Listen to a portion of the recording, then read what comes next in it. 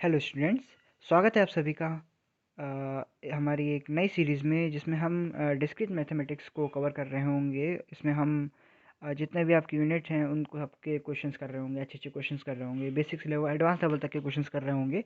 और एकदम मतलब अगर आपको थोड़ा बहुत सेट्स की नॉलेज है, मैं ऐसा सपोज करके चल रहा हूँ, तो आप इसके लिए एलिजिबल हैं।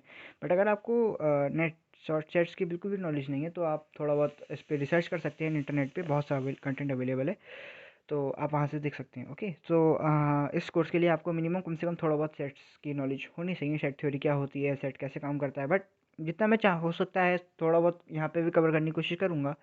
बट अगर आपको थोड़ा अपने कॉन्सेप्ट्स को क्लियर करना है सेट में, तो आप प्लीज़ उन वीडियोस को या फिर कहीं पे कंटेंट को देख कर आइए, ये आपसे रिक्वेस्ट है। ओके, तो चलिए शुरू शुरू करते हैं बिना किसी देरी के। बाकी मत सोचो, अब इतना दिमाग मत लगाओ, अभी पढ़ाई में लगा लो, ठीक है।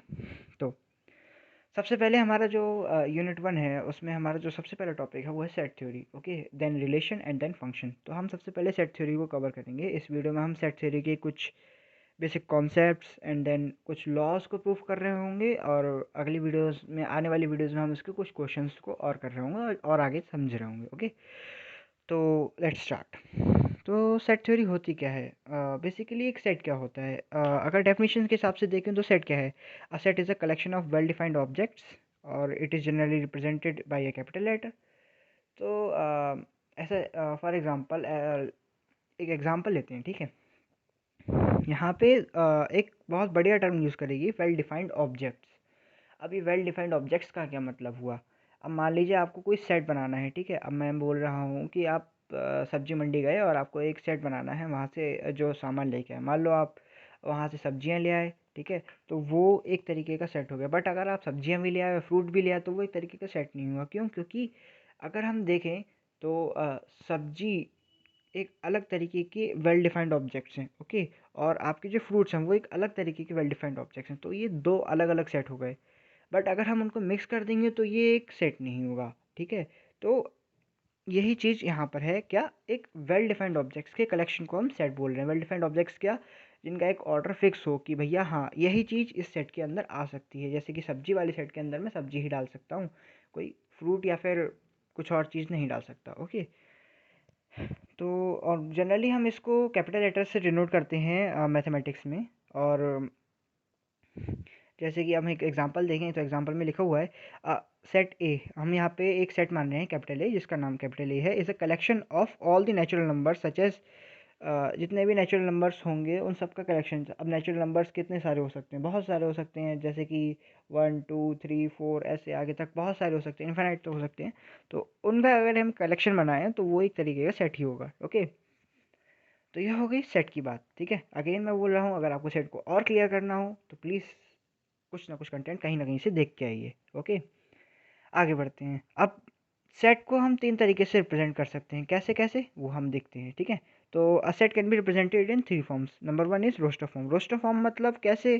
रोस्टर फॉर्म मतलब अगर हम किसी सेट को ऐसे रिप्रेजेंट करें, किसी एक प्रॉपर कंडीशन के साथ एक स्टेटमेंट में, जैसे कि set of even numbers less then 8। Okay, तो अगर हम set of even numbers less then 8 की बात करें तो 8 से कम जितने भी इवन नंबर्स हैं वो आ जाएंगे। अब 8 से कम कितने इवन नंबर्स हैं? हम यहाँ पे नेचुरल नंबर्स की बात कर रहे हैं, हम यहाँ पर नेगेटिव नंबर्स की बात नहीं कर रहे हैं। ओके, तो उससे कंफ्यूज मत हो जाइएगा, हमें टीचर्स की बात नहीं कर रहे हैं, हम नेचुरल नंबर्स की बात कर रहे हैं जनरली। सो अब यहाँ पर कितने नंबर्स हो सकते हैं? तीन, जैसे कि 2 4 6। और अगर इसके अलावा भी कोई इवन नंबर होता हो 8 से छोटा, तो बता देना मुझे, मैं ऐड कर दूंगा। शायद मेरी नॉलेज में तो यही है, बाकी आपने अलग पढ़ा हो तो बता देना, कमेंट में ज़रूर बताना, ठीक है। ये भी बताना अगर मैं ठीक हूँ तो। आगे बढ़ते हैं स्टेटमेंट फॉर्म। स्टेटमेंट फॉर्म में हम एक स्टेटमेंट ऐसे लिखते हैं, एक सेट का नाम लिखा, ब्रैकेट लगाई और स्टेटमेंट में लिख दिया जो भी हमें कंडीशन दे रखी होती है, ठीक है। बस ये, बस जो जो हमने रोस्टर फॉर्म में करा उसको हमें एक तरीके से ब्रैकेट में लिखना है, ठीक है। एक एक तरीके से अगर हम सिंपल वर्ड्स में कहें तो जो रोस्टर फॉर्म में लिखा है उसे ब्रैकेट में लिख दो, एक सेट का नाम लिख दो, उसके इक्वल लिख दो, बस खत्म, स्टेटमेंट फॉर्म खत्म, ठीक। एग्जाम्पल देख लो, A equal to set of odd numbers less than 9। तो जितने भी ऑड नंबर्स होंगे 9 से छोटे, वो सब एक तरीके के तुम्हारे क्या होंगे, सेट ए के अंदर आ जाएंगे। ओके, अब ये बताना ये सेट ए क्या बनेगा, नीचे कमेंट करके बताना मुझे, ठीक है। Set builder form. अब सेट बिल्डर फॉर्म में अगर हम देखें तो इसमें हम क्या करते हैं, सेट को बिल्ड कर रहे हैं। तो बिल्ड करने के लिए हम कुछ एक सीरीज़ बनानी होगी। सीरीज़ बनाने के लिए हमें कुछ एक कंडीशन दे रखी होगी, जैसे कि यहाँ पे दे रखी है a इक्वल टू एक्स। इसको हम पढ़ते हैं सच दैट। ओके, इसको सच दैट बोलूँगा मैं, तो आप ध्यान रखना आगे। X such that X is equal to 2n। अब यहाँ पे n क्या है, n है हमारा कैपिटल N को बिलोंग कर रहा है। कैपिटल N क्या होता है, नेचुरल नंबर्स। तो n हमारा कोई भी नेचुरल नंबर हो सकता है। अब एक और कंडीशन है क्या, अब ऐसे तो बहुत सारे हो सकते हैं, इनफाइनाइट सेट हो सकता है, आगे चलेंगे बात करेंगे कि इनफाइनाइट और फाइनाइट सेट क्या होते हैं। तो ये तो बहुत सारे हो सकते हैं। अब इसने एक कंडीशन बोल दी कि 1 के लेस देन इक्वल टू हो n, और 4 के 1 के greater than equals to n, और 4 के less than equal to n। मतलब एक से बड़ा हो या फिर उसके बराबर हो, और 4 से छोटा हो या फिर उसके बराबर हो। तो 1 to 4 से बेसिकली बात हो रही है। तो यहाँ पे कितने आएंगे, 2। अगर हम n की वैल्यू 1 लेंगे, अगर n की वैल्यू 2 लेंगे तो फिर 4, ऐसे ही आगे चल के 4 8 आगे चल के और आ जाएंगे। ठीक है, तो ये सब हमारा सेट हो जाएगा 1। ठीक है, तो फिर ये हमारा सेट ख़त्म। यहाँ पे हमारा ये जो जितना भी पार्ट था बेसिक था सेट का, वो मैंने निपटा दिया है। ठीक है, अब आपको पढ़ना है जो कुछ पढ़ना है। हाँ, थोड़ा बहुत मेहनत करो, बहुत ऐसे ही चलाए पड़े हो फ्री का। ठीक है, थोड़ी बहुत मेहनत करो, ऐसे तो लाले पड़ जाएंगे यार, अच्छे नंबर लाने नहीं लाने। चलो आगे बढ़ते हैं। Types of set. Types of set में हम बात करते हैं बेसिकली कितने टाइप्स के सेट हो सकते हैं। ठीक है, और कुछ बात कहाँ ही कर सकते हैं, करते ही कहाँ हो तुम बात हमसे। खैर कोई नहीं, वो खफा खफा से ऐसे रहते हैं हमसे। चलो आगे बढ़ते हैं। एम्प्टी सेट्स और नल सेट क्या होता है। एम्प्टी सेट एक ऐसा सेट होता है जिसमें कोई एलिमेंट नहीं होता है। ठीक है, एम्प्टी नाम से पता चल रहा है, एम्प्टी मतलब खाली, नल मतलब खाली। आपका बैंक बैलेंस की तरह ये सेट भी एम्प्टी ही है। ओके, तो ए इक्वल टू, अगर मैं ऐसे लिख दूँ ये ब्रैकेट्स के अंदर, अगर मैं कुछ भी ना लिखूँ तो ये एक तरीके का नल सेट। हाँ, एक बात कंफ्यूज मत हो जाना इस बात के साथ।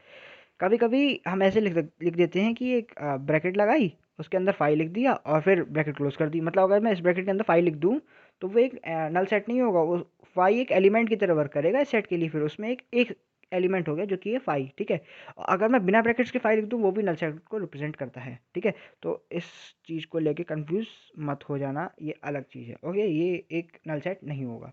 अब आगे बढ़ते हैं। Finite set. फाइनाइट सेट क्या होता है, फाइनाइट सेट वो सेट होते हैं जिसमें लिमिटेड नंबर ऑफ एलिमेंट्स होते हैं ना। फाइनाइट से पता ही चल रहा है कि फाइनाइट है भैया, निश्चित है। ठीक, अनलिमिटेड थोड़ी है।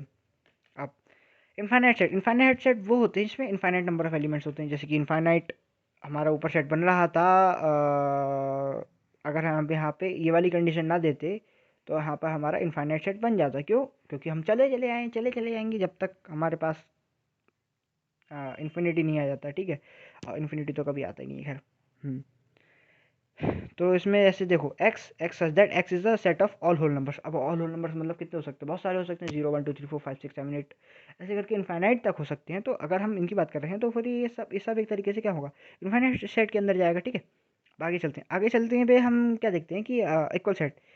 इक्वल सेट क्या होता है, अगर हम बात करें इक्वल सेट की, तो दो सेट इक्वल कब कहे जा सकते हैं, दो सेट इक्वल तभी कहे जा सकते हैं जब उनके अंदर जो एलिमेंट्स हैं कंटेन हो रहे हैं वो सब सेम हो। मतलब कहने का ये है, वो किसी भी ऑर्डर में लिखूं, जैसे कि यहाँ पे 1 to 5 लिखा हुआ है, यहाँ पे 2 5 1 लिखा हुआ है, बट हमारे एलिमेंट्स क्या हैं, 1 2 5 1 2 5, यही तो है ना। 1 2 5, अभी किसी भी ऑर्डर में लिख दूँ मैं, 5 तो 1 लिख दूँ, चाहे मैं 1 5 2 लिख दूँ, मैं किसी ऑर्डर में लिख दूँ, बट मेरे एलिमेंट्स तो सेम है ना। अगर ये एलिमेंट्स सेम है तो दोनों सेट इक्वल हैं। ठीक है, अगर ये एलिमेंट सेम नहीं होते तो वो अलग कंडीशन बनती, उसकी बात आगे करके आगे चल के करेंगे। अभी अभी आने वाली है। ठीक है, इंटरेस्टिंग होने वाला है चैप्टर, कहीं ना जाइएगा, यहीं पे जुड़े रहिए हमारे साथ।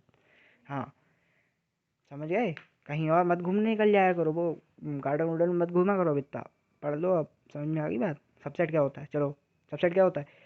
अगर एक सेट है ए, ठीक है, अगर हम कहें कि वो बी का सबसेट है, तो ऐसी बात होगी कि जितने भी एलिमेंट ए में हैं वो सब बी में भी होंगे। अब ऐसे कैसे समझोगे इसको, इसको चलो एग्जांपल से समझते हैं अभी। ओके, तो सबसेट देखो, जैसे कि हमारा यहाँ पर ये 1 2 है और ये 1 2 है। ठीक है, तो then A is a subset of B. मतलब जितने भी एलिमेंट्स ए में है वो बी में भी होने चाहिए। मैंने यहाँ पे ऑर्डर सेम करके लिख दिया है, कोई दिक्कत नहीं है। आप चाहें तो ऐसे भी लिख सकते हैं 1 2 2 1। अब यह एक बात ध्यान रखना, बी में थोड़े एलिमेंट्स ज़्यादा भी हो सकते हैं। बी में 3 एलिमेंट्स 4 एलिमेंट्स भी हो सकते हैं, मतलब बी के अंदर 1 2 3 4 भी हो सकता है। ज़रूरी नहीं है कि बी के अंदर 1 2 ही हो। ठीक है, समझ में आ रही है बात? समझ में आ रही है तो बढ़िया है। आगे चलते हैं।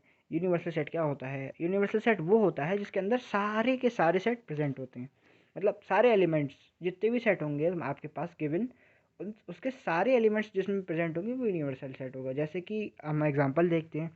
जैसे हमारे पास एक सेट है ए, इसमें कितने एलिमेंट्स है? इसमें हमारे पास 2 एलिमेंट्स हैं, 1 और 2। अब मुझे तो 2 दिख रहे हैं, अब देख लेना वीडियो में 3 तो नहीं दिख रहे हैं, बता देना। ठीक है, बी इक्वल टू कितना है? 2 3। अब बी इक्वल टू 2 3 है और ए इक्वल टू 1 2 है, तो हमारा यूनिवर्सल सेट क्या दिखा रहा है? The universal set here will be U equals to 1 2 3। 1 2 3 मतलब बोले तो हमारा ए के भी एलिमेंट आ गए सारे इसके अंदर, बी के भी सारे एलिमेंट आ गए, तो ये यूनिवर्सल सेट हो गया। समझ में आ गई बात? ये एक तरीके का ग्रैंडफादर है, सारी प्रॉपर्टीज को इनहेरिट कर लेता है। ठीक है, सिंगलटन सेट। सिंगलटन सेट क्या होता है? सिंगलटन सेट वो होता है जिसके अंदर एक ही एलिमेंट होता है। अब सिंगलटन सेट तुम्हारी तरह ही होता है, जैसे तुम भी लाइफ में सिंगल हो, सिंगलटन सेट के पास भी सिंगल ही एलिमेंट होता है, तो समझ लेना बहुत रिलेटेबल है। चलो कुछ है, दुखती रक्स पे अब नफ्स पे हम हाथ नहीं रखते हैं, आगे बढ़ते हैं। एग्जाम्पल देख लो इसका, ए इक्वल टू 8। अगर कोई डाउट है तो पूछ लेना, मैं अभी ऐसे उड़ा रहा हूँ इन सबको। ठीक है, क्योंकि ये सब पढ़ चुके हो तुम। ठीक है, 11th 10th में पढ़ाया था तुम्हें टीचर्स ने चीख चीख के, लेकिन तुमने पढ़ा नहीं, नालायक को पढ़ लिया करो। खैर, पावर सेट। पावर सेट क्या होता है? The set of all subset is known as power set. अब जितने भी सबसेट होते हैं, हमने अभी ऊपर पढ़ा था सबसेट। ठीक है, भूल तो नहीं करती जल्दी? अरे दद्दा, अगर भूल गए हो तो गजनी से भी तेज हो तुम। बताओ गजनी 3 के लिए कास्ट कर लें तुम्हें?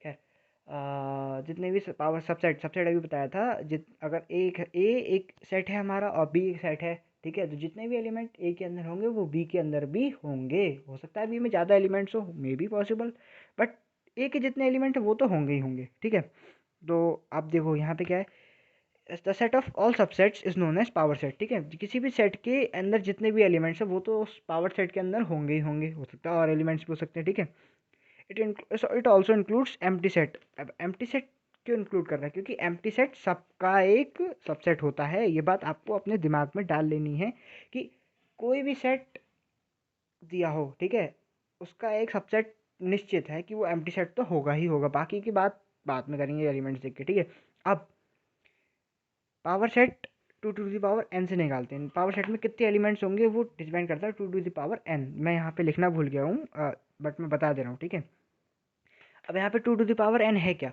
2 की पावर n, n यहाँ पर है number of elements in the set. Okay, तो जैसे कि यहाँ पर हमें दे रखा है 2 एलिमेंट दे रखे हैं 2 और 3। ठीक है, तो 2 टू द पावर 2 यानी कि 4, यानी कि 4 एलिमेंट्स होंगे। तो देखो 1 2 3 4, 4 एलिमेंट आए ना आए। ठीक है, तो ये होता है पावर सेट। पावर सेट में क्या है देखो, ये इसका सबसेट क्या होगा? पहले तो एम्प्टी सेट, तो एम्प्टी सेट लिख दिया। देखो जी एम्प्टी सेट है ठीक। अब 2 इसका एक सेट बना के रख दिया, ये इसका एक सेट बना के रख दिया, और इन दोनों को भी उठा के यहाँ रख दिया। ठीक है, अब मेरा क्वेश्चन है, अगर मैं यहाँ पे लिख देता 1 2 3, तो मुझे ज़रा बताओगे कितने बढ़िया सा पावर सेट कैसे बनेगा उसका? एक बार ज़रा खूबसूरत सा वो कमेंट कर दो यार, दिल खुश हो जाता है तुम्हारा जब कमेंट आता तो, कसम से। मैं तो उसे ब्लॉक करके आ जाता हूँ यहाँ पे कमेंट देखने तुम्हारा। बस तुम बस एक बार कमेंट तो करो। खैर, डिसजॉइंट सेट वैसे ब्लॉक करने लायक कोई चीज़ है नहीं, तो क्या कैसे करें? तो if two sets do not have any element common then they are called disjoint set. Disjoint set क्या होते हैं? जैसे मान लो आपको पसंद है पिज़्ज़ा, उसे पसंद है बर्गर, नहीं बर्गर और पिज़्ज़ा में तो कॉमन चीज़ होगी, अब सोचने दो। हाँ, जैसे आपको पसंद है तीखा, उसे पसंद है मीठा, तो ये तो डिसजॉइंट हो गए एक दूसरे के। तो यही तो, कोई प्रॉपर्टी तो नहीं मैच करती, तभी तो ऐसे बैठे हो खाली। समझ में आ गई बात? तो ऐसे सेट जिनमें एक भी एलिमेंट कॉमन ना हो वो क्या होते हैं? Disjoint set. यानी कि उनका इंटरसेक्शन क्या आएगा? 5। अब इंटरसेक्शन क्या चीज़ है ये सोच रहा क्या आ गया, इसकी बात करेंगे अभी आगे चल के, वीडियो में थोड़ा सा आगे बढ़ेंगे जैसे जैसे तो बात करेंगे। ठीक है, तो अगला टॉपिक आपको दिख रहा होगा, मुझे सरकाने की जरूरत नहीं है इस नोट्स को। ठीक है, तो अगला टॉपिक क्या है? Operation on sets. Operation on set क्या हो सकता है? हम बात करते हैं कि हम सेट पे कितने तरीके के विभिन्न प्रकार के ऑपरेशंस को लगा सकते हैं। तो सबसे पहला ऑपरेशन देखो आगे आपकी स्क्रीन के सामने ये रहा, union on set. Union on set क्या होता है? यूनियन ऑन सेट होता है मान लो आपको एक सेट दिया है ए, एक सेट दिया है बी, उसके जितने भी एलिमेंट्स हैं उनको मिला के लिख दो, वो जो कॉमन एलिमेंट है उसको एक बार लिख दो, बस यही यूनियन है। ये मैं शॉर्ट ट्रिक बता दे रहा हूँ आपको, ठीक है। मतलब जैसे बोले तो सेट ए है, सेट बी दिया है, ठीक है। अब सेट बी में ये अरे भैया मैंने एक भी एलिमेंट कॉमन नहीं लिया, चलो खैर कोई नहीं। अगर कोई भी एलिमेंट इन दोनों में कॉमन हो, जैसे मान लो यहाँ पे 4 की जगह 2 होता तो मैं 2 को एक ही बार लिखता, दोबारा नहीं लिखता, ठीक है, समझ में आ गई बात। तो अब यूनियन कैसे, 2 3 7, इसके सारे एलिमेंट लिख दिए, इसके सारे एलिमेंट चिपका दी, जो एलिमेंट कॉमन उसको एक बार चिपकाया, बस खत्म कहानी, ठीक।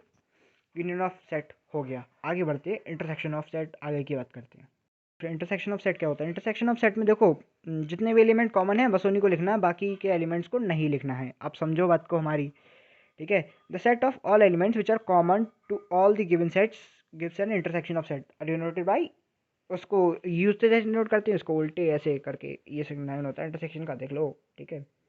खैर, सेट इक्वल टू हमें दे रखा है 2 3 7, सेट बी इक्वल टू दे रखा है 2 4 9। अब हम अगर देखें तो हमारे पास इसमें इन दोनों सेट में कौन सा एलिमेंट कॉमन है? मुझे तो 2 दिखाई दे रहा है, अब आपको 3 दिखाई दे रहा हो तो आपको चश्मे की ज़रूरत है, ठीक है। चश्मे की ज़रूरत है तुम्हें, जाओ उस डॉक्टर के पास जाओ और आई टेस्ट करवाओ, ठीक है। ABCD जाके पढ़ो छोटी छोटी, जाओ जल्दी जाओ, भागो यहाँ से।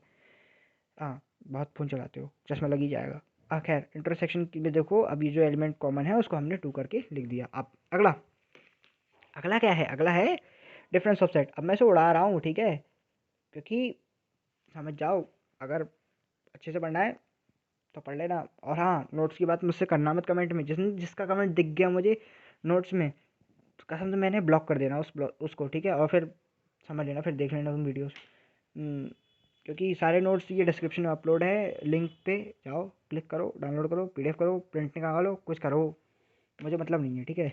पढ़ नहीं आनी चाहिए।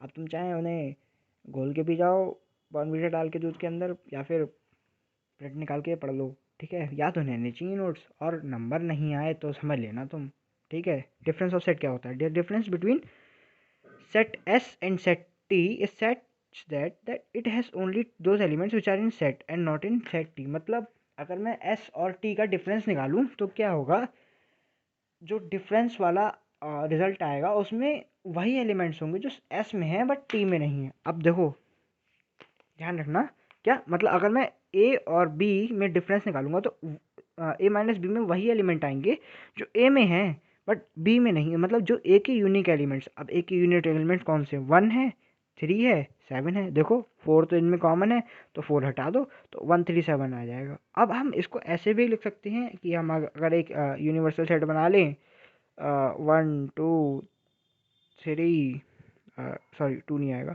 1 3 4 5 7, ठीक है। अब इनके अंदर जो मैं निकालूँ, अगर इसका बी डैश निकालूंगा तो वो क्या आएगा? Union minus B. अब यूनियन में जो एलिमेंट हैं, ठीक है, बट बी के अंदर नहीं है। अब जो यूनियन में यूनिक एलिमेंट है वो कौन से? 1 3 7, तो 1 3 7 आ जाएगा, ठीक है। तो इसको बी डैश से भी रिप्रेजेंट करते हैं। इसकी एक शॉर्ट ट्रिक है, जो सब्ट्रैक्ट करोगे उसका डैश लिख दो तो तुम्हारा आंसर आ जाएगा, ठीक है। समझ गए बात को? ठीक है, आगे बढ़ते हैं। कॉम्प्लीमेंट ऑफ सेट, ये मैं तुम्हें कॉम्प्लीमेंट वाला कॉन्सेप्ट बता दिया, जो कि मुझे नीचे बताना है, रखा है मैंने, और मैं बहुत ज़्यादा ही होशियार हो गया हूँ। खैर, तुम लोगों ने कर दिया इतना होशियार, अब क्या ही करें। Let you be a universal set and let A is a subset of you. Okay, अब देखो एक बात बता रहा हूँ मैं तुम्हें, बहुत इंपॉर्टेंट काम की। जितने भी तुम्हारे सेट होते हैं वो यूनिवर्सल सेट के सबसेट होते हैं। मतलब जितने भी एलिमेंट हैं तुम्हारे ए के अंदर, वो सब सारे एलिमेंट सबसे यूनिवर्सल सेट के अंदर तो होंगे ही होंगे, फिर चाहे कुछ कर लो तुम, ठीक है।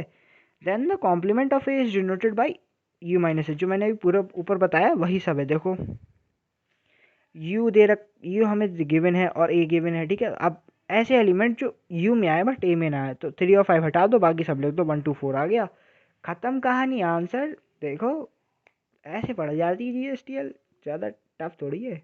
आगे बढ़ते हैं। अब देखो, आईओ सेट के अंदर अलजेब्रा पढ़ लो, ठीक है, और यही मोस्ट इम्पॉर्टेंट है। एक सवाल तो पक्का आना है इधर से, इस जो मैं पढ़ाऊँगा जितने भी प्रूफ, ठीक है, संभल ध्यान से, आंखें खोल के। और क्या, आंखों से तो देखते हो वैसे? हाँ, तो ठीक है, ठीक है, आंखों से देख रहे हो, ठीक है, तो आंखें खोल के देख लेना, पढ़ लेना, समझ ध्यान से क्या क्या ऑपरेशन मैं परफॉर्म करूँगा, ठीक है। तो जितने भी हमने अभी ऑपरेशन पढ़े, यूनियन, इंटरसेक्शन, डिफरेंस, कॉम्प्लीमेंट, ठीक है, इसी का सब मैं यूज़ करूँगा। आइडेंटिटीज़, कुछ आइडेंटिटीज़ क्या होती है, आइडेंटिटीज़ लॉज होते हैं, ठीक है, बेसिकली। तो मैं उनको यूज़ कर रहा हूँ। अब ये सब लॉज हैं, इनको तुम नोट्स में देख लेना, ठीक है। मैं सीधे बताऊँगा प्रूफ।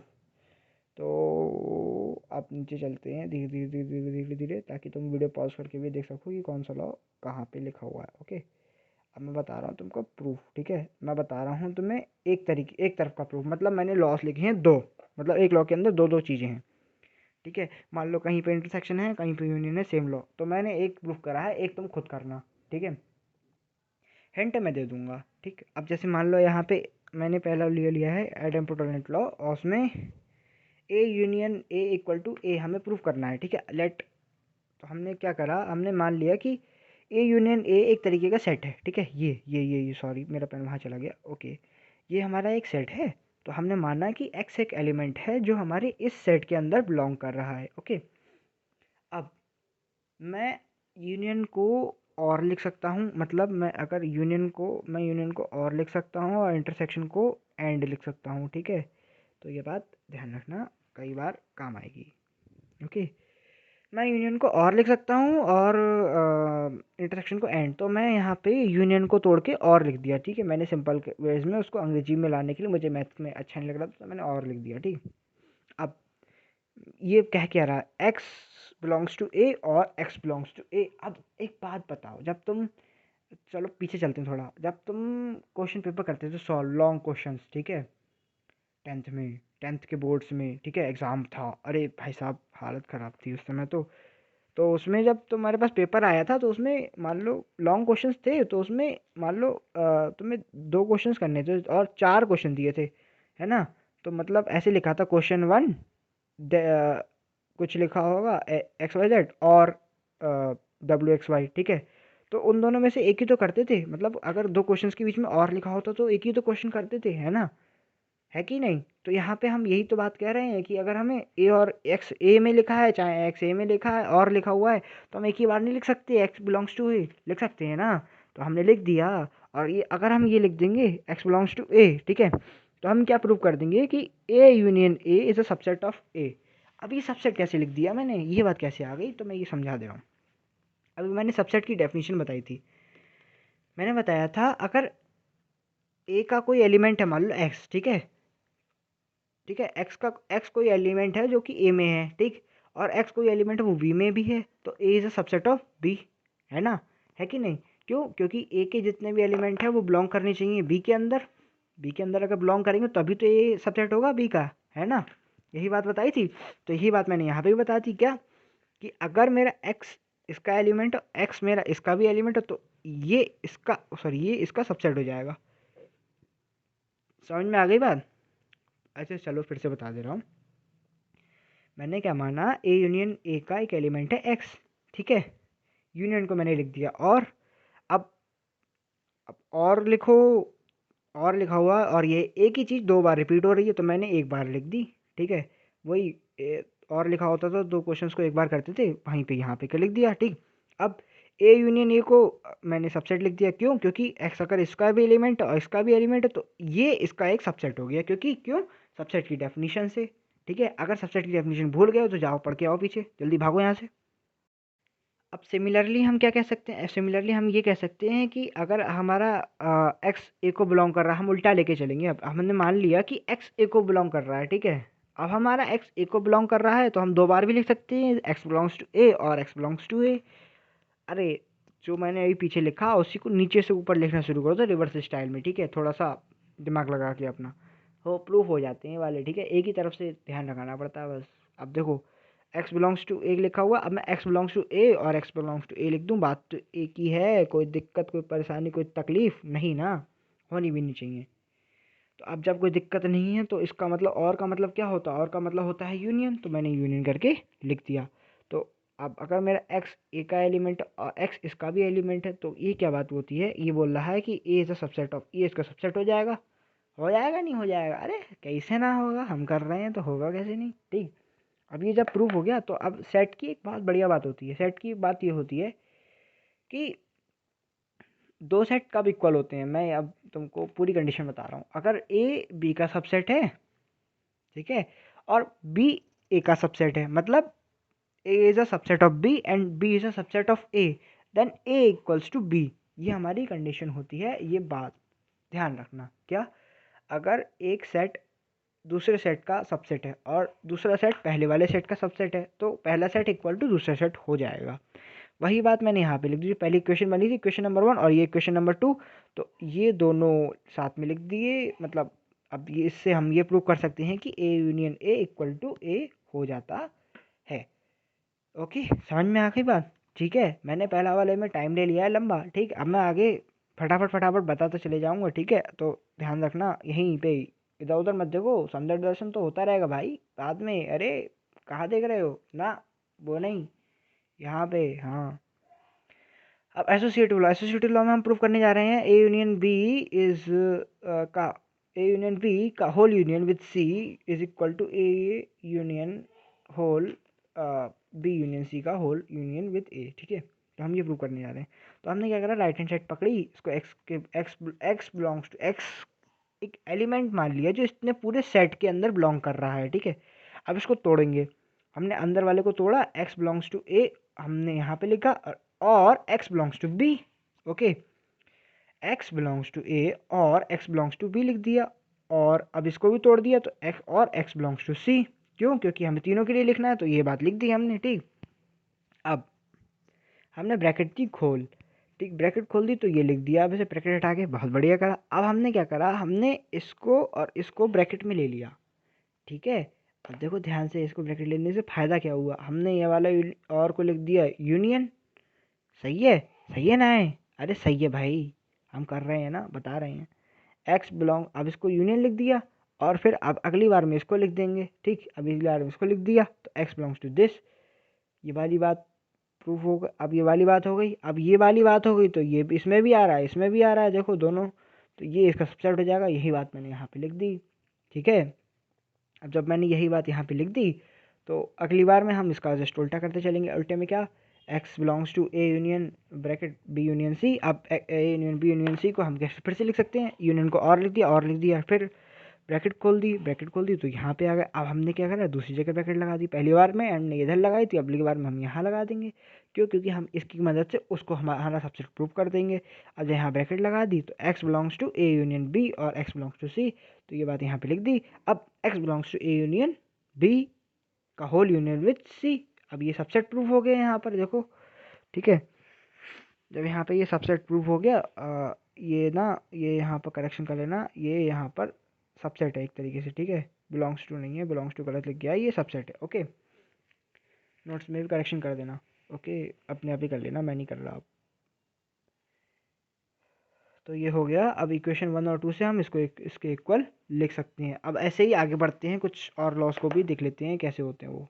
अगला लॉ आता है कम्यूटेटिव लॉ। कम्यूटेटिव लॉ में हम, मैं नहीं बता रहा, अब देखो मैं थक गया। देखो मैंने लिख भी दिया, do it by yourself. If you have any problem regarding this then please let me know in the comment section. ठीक है, कम्यूटेटिव लॉ एक बार देखना, अगर ना हो तो पूछ लेना, बता देंगे यार। कैसी कोई दिक्कत वाली बात थोड़ी है, तुम्हारे लिए तो बैठे हैं, जान दे देंगे तुम्हारे लिए। तुम बता दो बस एक बार, बस एक इशारा करो।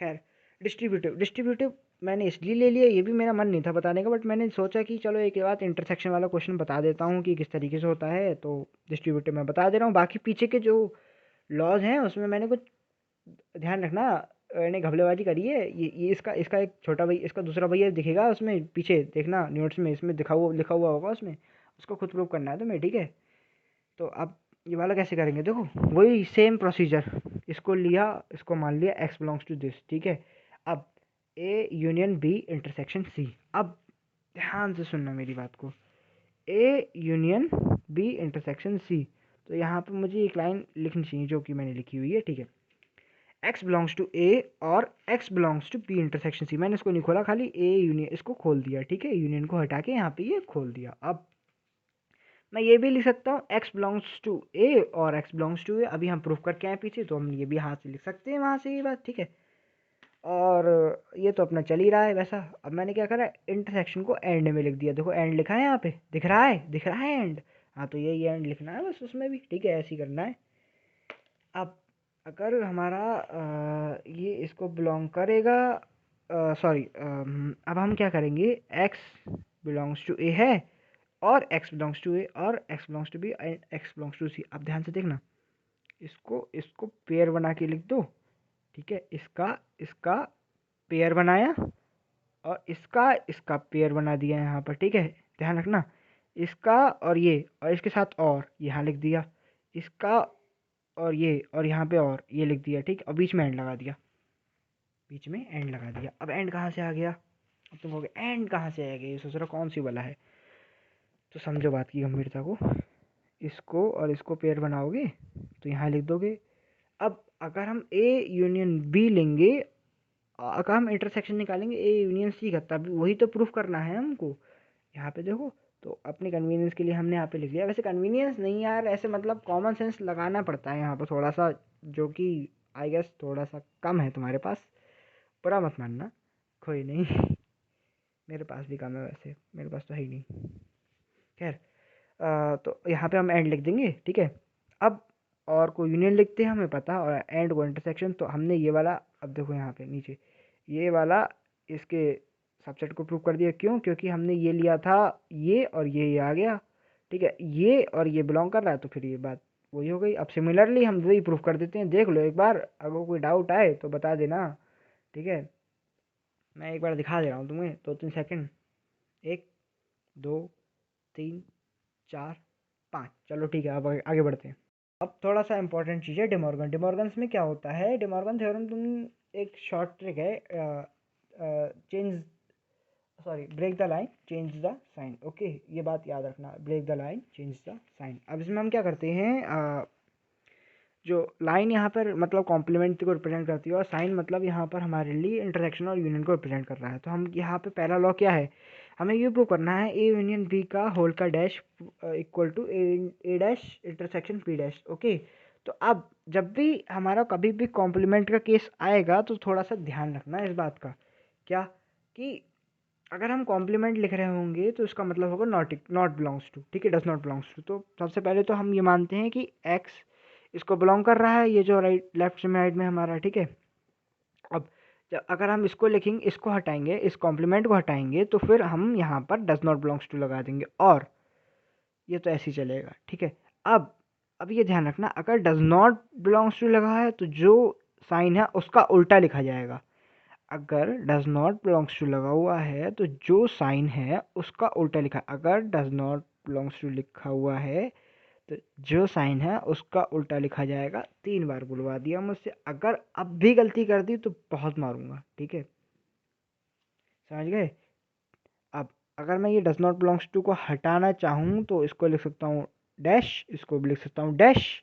अब एंड मुझे पता है क्या होता है, एंड होता है हमारा इंटरसेक्शन, तो मैंने इंटरसेक्शन के प्रूफ कर दिया। तो इसके क्या हो गया, A union B dash is a subset of A dash intersection B dash, ये हमारा सबसेट प्रूव हो गया। अब अगली बार हम फिर से मान लेते हैं, क्या, अगली बार हम राइट हैंड साइड को एक्स बिलोंग्स टू मान लेते हैं, ठीक है। अब हमने अगर राइट हैंड साइड को एक्स बिलोंग्स टू मान लिया है, ठीक है, तो वो ये कि X belongs to this and intersection को लिख दिया दिस, ठीक है। डैश हटा के हमने डज नॉट लगा दिया, डैश हटा के हमने डज नॉट बिलोंग्स टू लगा दिया, एंड तो चल ही रहा है। अब डज नॉट बिलोंग्स टू लगा है तो जो लिखा है उसका उल्टा साइन लगा दो, जो लिखा है उसका उल्टा साइन लगा दो, तो does not belongs to A union B, ठीक। डज नॉट हटाना है तो डैश लगा दो, डैश लगा दिया। अब डैश लगाने के बाद हमसे क्या प्रूफ हो गया, ये और ये, सॉरी, ये और ये सबसेट है एक दूसरे के, जब ये भी सबसेट है, ये भी सबसेट है, तो इससे ये प्रूव हो गया कि ये हमारे इक्वल्स हैं, बराबर हैं एलिमेंट्स, ठीक है। अब आगे बढ़ते हैं, identity law. Identity loss important हैं, देख लो एक बार, बता देता हूँ मैं। वैसे तो ऐसा आते हैं तो 2 नंबर में आ जाते हैं आइडेंटिटी लॉ, बट जो पीछे लॉज हैं वो लंबे हैं, तो कभी कभी 5 नंबर में दे दिए जाते हैं। अब 10 नंबर में नहीं आएगा, इतना तो एक्सपेक्टेशन मत करो। अब 10 नंबर में आएगा तो किसी एक सवाल के साथ आएगा, अच्छे वाले, मस्त मस्त एक्सक्लूजन लॉ, एक्सक्लूजन वाले बेसिक बताएंगे आगे चल के, ठीक है। आइडेंटिटी लॉ में क्या होता है, पहला लॉ कहता है कि A union phi equal to A, ये प्रूफ करना है हमें, ठीक है। ये मैं प्रूफ करवा दे रहा हूँ, वैसे ये ज़्यादा आता नहीं है, मैं फटाफट बता दूंगा। तो वही इसको इसके बिलोंग्स टू कर दिया, लगा दिया यूनियन की जगह। और अब अगर मैं x बिलोंग्स टू फाई है तो ये एक तरीके का एम्प्टी सेट है, एम्प्टी सेट को ना भी लिखो तब भी कोई दिक्कत नहीं, ठीक है। तो x बिलोंग्स टू ए ही लिख दिया, तो हमने इसको हटा दिया, ठीक। इससे क्या बात प्रूफ हो गई, A union phi is a subset of A, ठीक है। ये क्वेश्चन नंबर वन बन गई। अब इसको सबसेट मान लिया इसका, वो सॉरी बिलोंग्स टू कर लिया, एक्स बिलोंग्स टू ए, ठीक है। इससे क्या बात आई, अब हम अगर और करके फाई लिखते हैं तो बात तो एक ही है, अगर हम इसको लिखें ना लिखें हमारी बात एक ही है, ठीक है। तो अब मैंने यहाँ पे लिख दिया है इसको, और की जगह मैं लिख सकता हूँ यूनियन, यूनियन लगाया। अब यूनियन लगाते ही ये इसका सबसेट हो गया, देखो यहाँ पे सबसेट लिख दिया। अब इक्वेशन 1 और 2 से ये प्रूव हो गया कि इक्वल है, बस खत्म, आगे बढ़ते हैं। अगला है कॉम्प्लीमेंट लॉ। कॉम्प्लीमेंट लॉ क्या होता है, हमारा कॉम्प्लीमेंट लॉ होता है कि A union A dash equal to हमारा यू होगा, यानी कि यू मतलब यूनियन, ठीक है। तो इसका एक और भैया भी होता है, वो देख लेना नोट्स में है दिया हुआ वैसे तो, और उसका प्रूफ खुद करना है, ठीक है। A union A dash is equals to U, ये हमें प्रूव करना है। तो हम कह सकते हैं कि जितने भी मैंने अभी बताया, every set is a subset of you, ठीक है। तो जितने भी सेट है ए यूनियन ए डैश एक तरीके से यूनियन का सबसेट है, ये पहली बात प्रूफ हो गई, ठीक है। अब अगली बार हम मांगेंगे कि x अगर हमारा बिलोंग कर रहा है u में, ठीक है, x हमारा u में बिलोंग कर रहा है, इसका मतलब ये होगा कि x बिलोंग्स टू a और x does not belongs to a dash. मतलब अगर हमारा x बिलोंग्स टू u है, मतलब पहली बात से हम ये पहले वाली लाइन से ये लिख सकते हैं कि अगर x इसमें बिलोंग कर रहा है तो x इसमें और इसमें बिलोंग कर रहा होगा, इसमें बिलोंग नहीं कर रहा होगा, ठीक है। तो इसका अर्थ क्या हो जाएगा, इसका अर्थ ये हो जाएगा कि x बिलोंग्स टू a और x belongs to a dash, okay. अब x बिलोंग्स टू a और x belongs to a dash का मतलब x belongs to a union a dash. तो इससे ये प्रूफ होगी कि union is a subset of a union a dash, ठीक। अब हेंस हम ये भी लिख सकते हैं, ये बात यहाँ पे प्रूफ कर दी, ये बात यहाँ पे प्रूफ कर दी, तो ये दोनों इक्वल हो जाएंगे, ठीक है। ऐसे ही बस लॉस ऑलमोस्ट ख़त्म। आगे चलते हैं, कुछ क्वेश्चन देख लेते हैं अगर हों तो, ठीक है, वरना तो फिर आज के लिए बाय बाय हो जाएगा। फिर थोड़ी सी बची है वीडियो, बाय बाय करने का टाइम आ जाएगा, ठीक है। थोड़ा बहुत देख लेते हैं अब क्या होता है। नोट लिखा हुआ है मैंने, if A is a subset of B then B is called superset of A, ठीक है। अगर ए बी का सबसेट है तो बी क्या है, सुपर सेट ऑफ ए है, ठीक है। ये बात तुम्हें याद करनी पड़ेगी। The set A is a proper subset of B, मतलब कोई भी सेट किसी दूसरे सेट का प्रॉपर सबसेट तभी कहलाएगा जब ए के अंदर, मतलब एलिमेंट्स हैं, ए के सारे एलिमेंट्स तो बी के अंदर हैं ही, लेकिन बी में कुछ एक्स्ट्रा एलिमेंट्स भी हैं, तो वो सबसेट कहलाएगा प्रॉपर सबसेट ए का। मतलब एग्जांपल से समझो, देखो ए है, ए में 3 एलिमेंट है हमारे 1 2 3, ठीक है। अब 1 2 3 एक सेट है, बी है हम इसमें हमारे पास 2 1 3 4 ऐसे करके एलिमेंट्स है, ठीक है। अब देखो, तुम ध्यान से देखो, 1 2 3 2 1 3 4, तो 4 एक्स्ट्रा है बी के अंदर, ठीक है। तो A is a proper subset of B. अगर यहाँ पे 4 नहीं होता तो मैं लिख देता A is a subset of B. Subset ऐसे लगाते हैं, नीचे डंडा खींच देते हैं सी के, ठीक है। और प्रॉपर सबसेट में डंडा नहीं खींचते हैं, ओके। ये बात थी बस। बाकी एक मल्टी सेट का कॉन्सेप्ट है। मल्टी सेट क्या है, these are the sets where an element appears more than once. अगर एक एलिमेंट एक से ज़्यादा बार आ जाए तो मल्टी सेट होता है, ठीक है।